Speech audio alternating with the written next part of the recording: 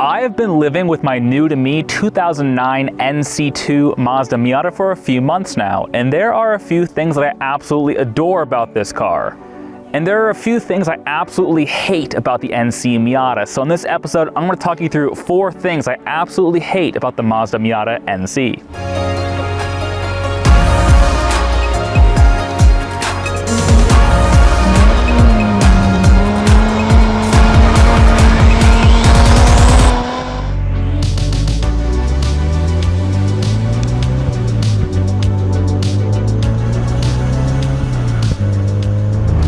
First thing I want to call out as hating on the NC are the seats. Miata seats have been bad since pretty much, well, forever, and the NC is unfortunately no exception. But the NC kind of has it bad in a few different ways. First things first are these seatbelt guides. They jam up all the time, and Mazda didn't fix it until the NC3 came around. And more often than that, if you're tall like me, your shoulders will actually knock the guide out of place, leaving the seatbelt loose and floppy, which is not very confidence-inspiring, especially on this winding road. If you're driving hard, which I'm not right now, so the wind noise is not terribly brutal, you'll notice the seats also don't hold you in all that well, so you end up bracing your knees against the hard plastic doors. Again, not very pleasant, all things considered. Oh, and if you're tall, and by tall I mean anything over about 5'8", you're not gonna fit in this thing very well, especially on the later NC2 and NC3 with the adjustable seat. So at 6'1", my American-sized ass definitely did not fit very well in this vehicle, so I had to resort to modifying the seat. Click the link above if you want to learn more. I have a full video on what I did to get a bit more comfortable in this car. Needless to say, not ideal.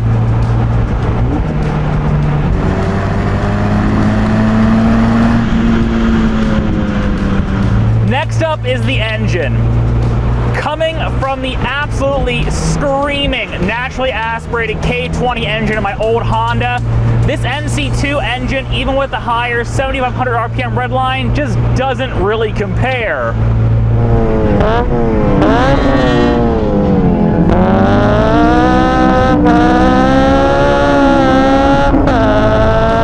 I know in the video where I introduced this vehicle, I said, yeah, it's pretty good, and it's true, it is pretty good, but compared to a K-Series, it really just does not compare at all. I've been told a header and a tune really wake this engine up, which, spoiler alert, is coming very soon. That'll probably also wake up my neighbors when I leave for track days at 4:30 in the morning. But, oh well, life is too short for quiet cars.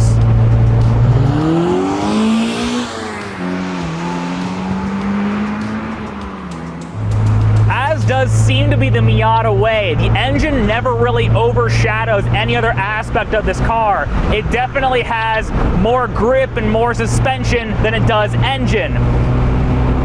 And that's nice, but I do hope we can wake this thing up at least just a little bit.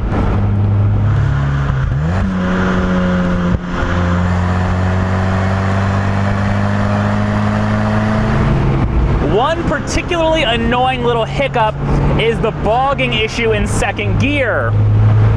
I initially thought it was some sort of inconsistent throttle response from the drive-by-wire throttle. But after doing some research online, I found out that Mazda, in their infinite wisdom, actually limits torque in second gear in the NC. They program in some amount of torque reduction.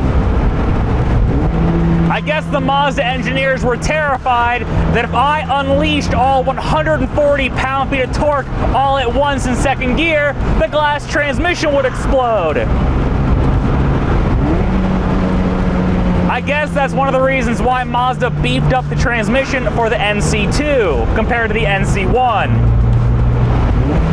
After all, it was their own MX-5 Cup racers who were blowing out third and fourth gear on the track during long stints.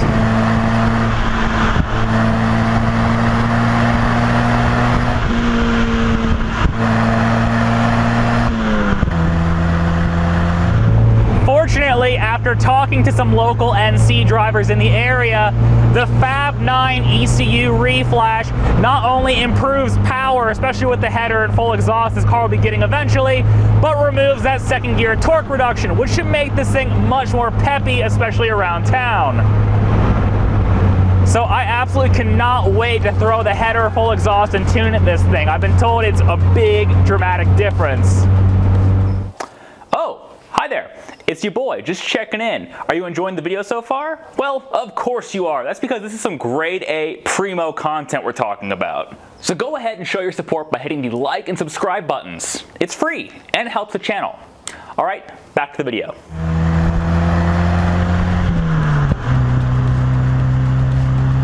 The third thing that really bothers me about the NC is the aftermarket support.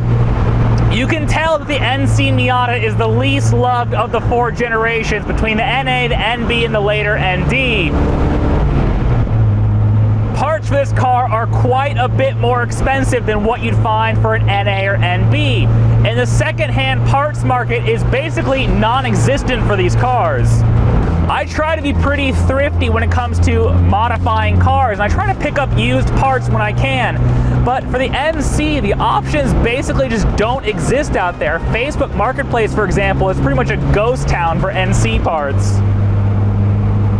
And that leaves me feeling these little pangs of regret every now and again when I see clean NB2s pop up for sale on the market, because I know for a fact that setting one of those up to go to the track will be much easier and much less expensive. Also, I mean, just look at them. They look tight as fuck.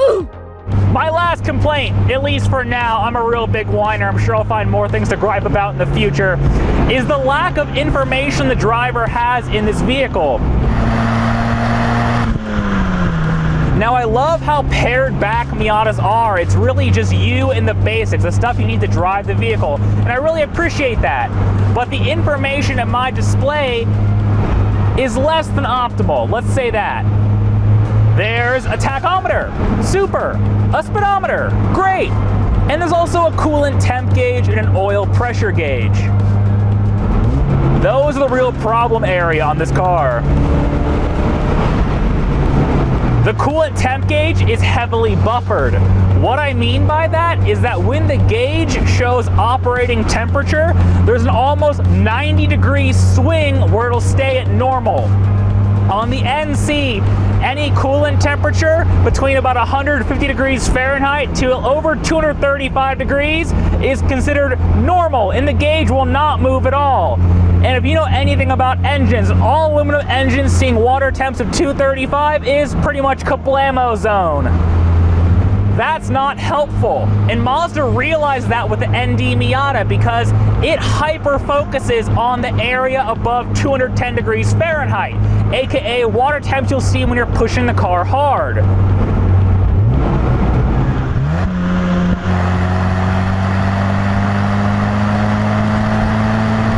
That difference between, say, 215 degrees water temp and 230 is the difference between your pistons staying in the engine and your pistons ventilating your block for you free of charge.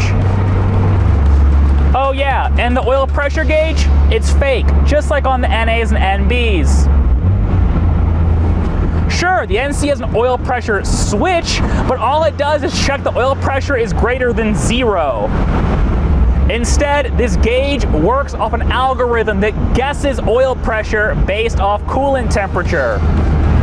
Again, totally useless unless you want your rod bearings to evacuate your oil pan at 7,000 RPM. But hey, being a BMW owner, I guess that makes me feel right at home then. So there it is, 4 things I've noticed about the NC Miata that I absolutely hate and drive me nuts. Some of those things are easily rectified and others are a bit tougher. But hey, that's just my thought. I'm really curious to hear what you guys have to say. What do you think about the NC? Do you own one? Do you want to own one? Do you hate them on principle because you're anti-boat gang? Well, drop a comment down below and let me know your thoughts.